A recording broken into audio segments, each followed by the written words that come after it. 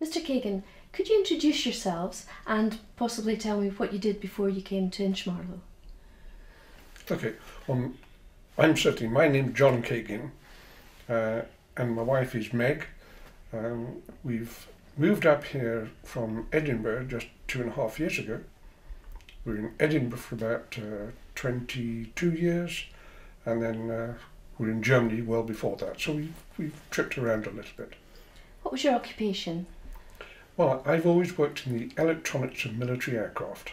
Things like the Tornado aircraft that fly over here fairly low at times. Some people like them, and some people don't. A lot of people don't. Mm-hmm. And your occupation, Mrs. Kaighin? I trained as a nurse, and I've worked really with children all my working life. And eventually, when we came back to Edinburgh, I worked at one of the schools as the school nurse. Can you tell me why you chose Inchmarlo? We chose Inchmarlo because we have, being only children ourselves, we dealt with our parents in their old age. My father had Alzheimer's, for example, and had to spend his last 2.5 years in a home where he was brutally cared for. And mother, John's mother, lived to be 101, but kept all her marbles, as she called it. She was very fit right to then. Very frail, but very fit mentally, and fiercely independent. And she moved from Birmingham, where she lived, at the age of 90 to be near us in Edinburgh. And that was quite a traumatic move, although she settled remarkably well and loved it. But always said to us, think about your old age and perhaps move sooner rather than later, because you'll make friends more easily and have a life in your old age. And we discovered Inchmarlo once many years ago, long before we were retired, when we were up here for a weekend. I thought we liked the concept very much, and we know there are not very many like this, so kept in touch. And so after parents died and we retired, we really at first didn't have any intention of moving from Edinburgh, because our house would have been quite suitable to stay. But they informed us that they were doing some more building at Westfield here, and we came up to see it and rather liked them because they are very spacious bungalows. This is in fact the smaller one you can have there, some much bigger ones. And we decided that would be a good idea, and we like it up here very much. Our children are very scattered anyway. We have one who lives in Spain and one down in England, and Sally, our daughter, is the nearest. She's in Arbroath. So we decided we would move. Mr. Kaighin, has Inchmarlo lived up to your expectations? Oh, I think so.